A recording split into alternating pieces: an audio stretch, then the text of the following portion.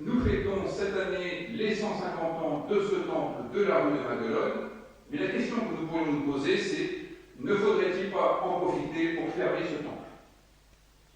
Le fermer, peut-être le détruire et à vrai dire fermer tous les temples de l'agglomération de Montpellier. Vous voyez, ce n'est pas forcément une bonne nouvelle, sauf pour ceux qui pensent que ce serait une bonne nouvelle. Je veux dire que ne faudrait-il pas mettre un terme aux activités de la religion prétendue réformée et plus généralement en finir avec tout ce qui, de près ou de loin, a trait à la religion?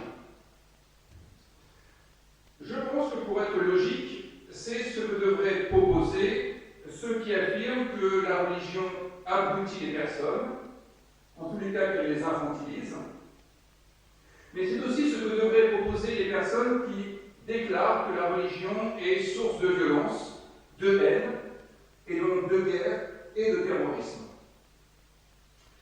Alors évidemment, toutes ces récriminations à l'endroit de religion sont justes, elles sont fondées. On constate qu'il y a des liens entre religion et violence. Que répondre à cela? Je pense qu'il y a d'abord deux réponses que nous avons tendance à faire. Quand je dis nous, c'est nous qui sommes dans une institution religieuse. Deux réponses que nous faisons et qui sont de mauvaises réponses. La première réponse consiste à dire qu'il n'y a pas que les religions qui sont des foyers de violence. Vous voyez, ce serait une façon de relativiser notre rôle dans l'histoire de la violence. Les deux guerres mondiales ne sont pas des guerres pour fait de religion. Le goulag, les meurtres de masse au XXe siècle non plus. Le terrorisme dans les années 70 n'est pas spécifiquement religieux. Mais franchement, quelle consolation de dire que les non-croyants sont aussi capables du pire. La deuxième mauvaise réponse, c'est de brandir les saints. Sœur Emmanuel, Mère Teresa, il y a aussi les saints protestants, Albert Schweitzer, Martin Luther King, et puis dans le protestantisme, il y a toujours un mono qui traîne, alors on pourrait citer Théodore Monod.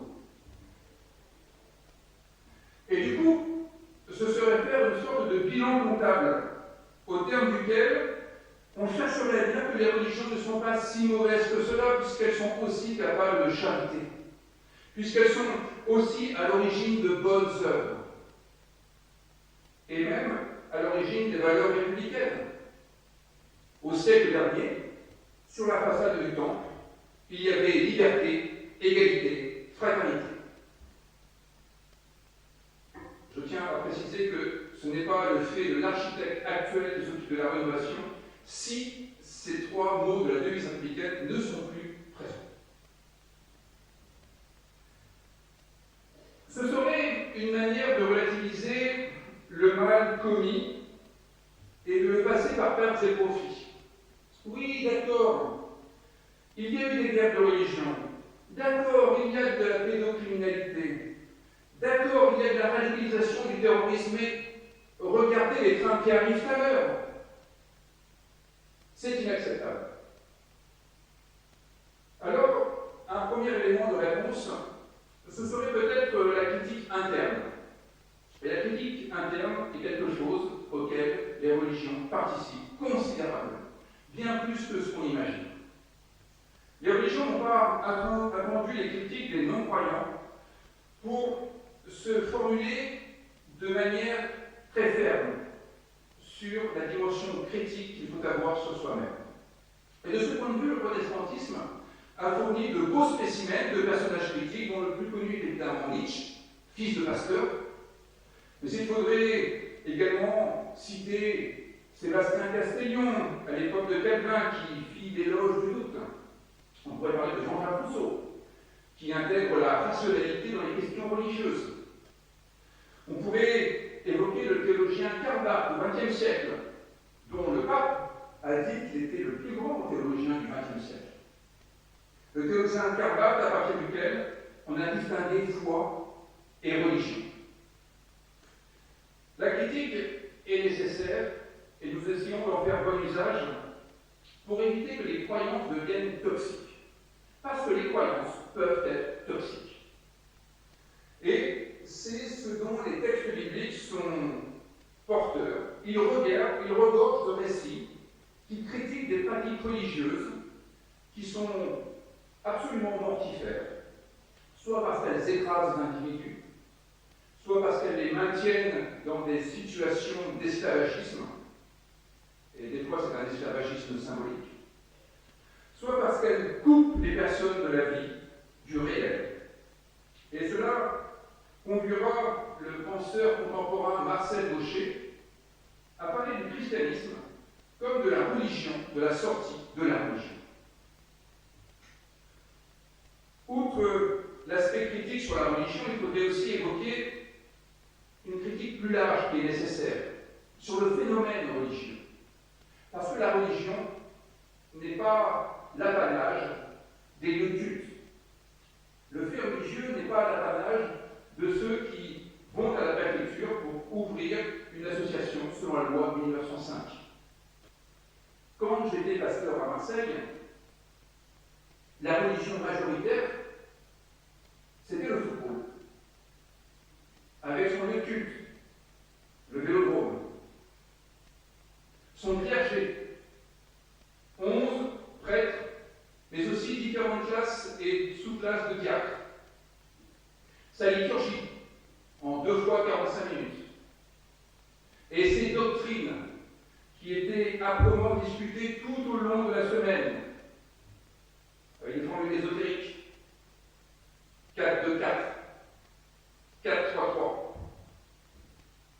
Et nous pourrions tout aussi bien parler de la religion argent, de la religion pouvoir, etc., etc.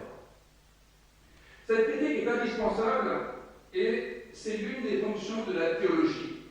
Cette discipline qui traque ce que la Bible nomme les idoles, le nom biblique pour parler des idéologies lorsqu'elles sont sclérosées, figées, incapables de nous aider à décrypter la réalité, juste bonne à apporter un sentiment de sécurité aussi bon marché qu'illusoire.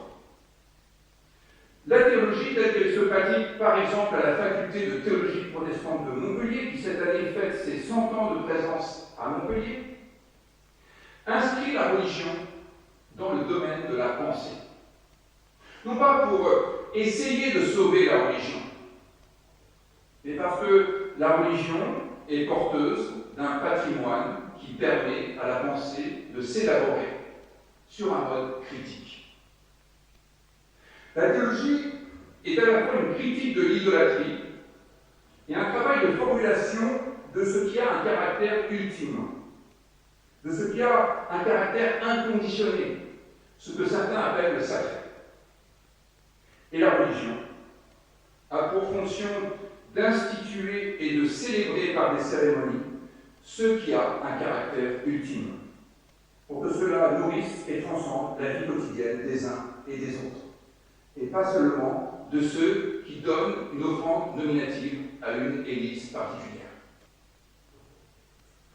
La théologie n'est pas réservée aux théologiens. Du moins, elle n'est pas réservée aux théologiens qui font profession de théologiens. Et à sa manière, je crois que Guillaume Monod fait de la théologie. Peut-être pas tout à fait comme M. Jourdain faisait de la prose. Je crois qu'il est un peu plus conscient de l'activité qui est la sienne. Et il le fait à partir de sa double formation, de psychiatre tout d'abord, ce qui l'a amené à rencontrer des détenus pour faits de radicalisation, donc en prison, et formation aussi de philosophie, ce qui lui a donné les outils pour comprendre les mécanismes à l'œuvre dans le phénomène de radicalisation. Guillaume Monod fait de la théologie et il en fait de belle manière, et comme sa thèse doctorat en philosophie portée sur l'humilité, je crois que je peux lui faire quelques compliments sans craindre qu'il nourrisse quelques bouffées d'orgueil. Il fait de la théologie de manière corrélative. Et j'aimerais en terminer par là.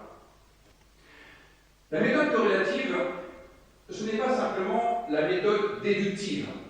Je prends un exemple. Un chrétien lit dans l'Évangile selon Jean que Jésus est le chemin, la vérité et la vie. La méthode déductive consiste à tirer comme conséquence qu'en dehors de Jésus, il n'y a que mensonge et errance. La méthode corrélative n'est pas simplement inductive, c'est-à-dire partir de la vie quotidienne pour en tirer des enseignements. Je prends un exemple. Quelqu'un tue des dizaines de personnes au nom d'Allah, donc l'islam est terroriste et un foyer de terrorisme. La méthode corrélative consiste à confronter ces idées à la réalité et à interroger la réalité par des analyses conduites par des observateurs, par d'autres personnes que nous-mêmes. Voilà l'avantage que nous avons à écouter Guillaume Monod ce soir. Il a rencontré, vraiment rencontré, des personnes. Il n'a pas rencontré des stéréotypes, il n'a pas rencontré des cas d'école, il n'a pas rencontré des récits que l'on pourrait entendre sur les plateaux de télévision. Il a rencontré des individus pris dans de multiples contraintes, coincés dans des systèmes de fidélité, des individus en quête d'idéaux avec des problèmes à régler. Autrement dit, des individus qui nous ressemblent étrangement. Merci Guillaume Monod d'avoir répondu à notre invitation et de nous permettre d'appréhender ce soir le phénomène de la radicalisation à partir d'une expertise qui nous évitera les discussions de comptoir de café.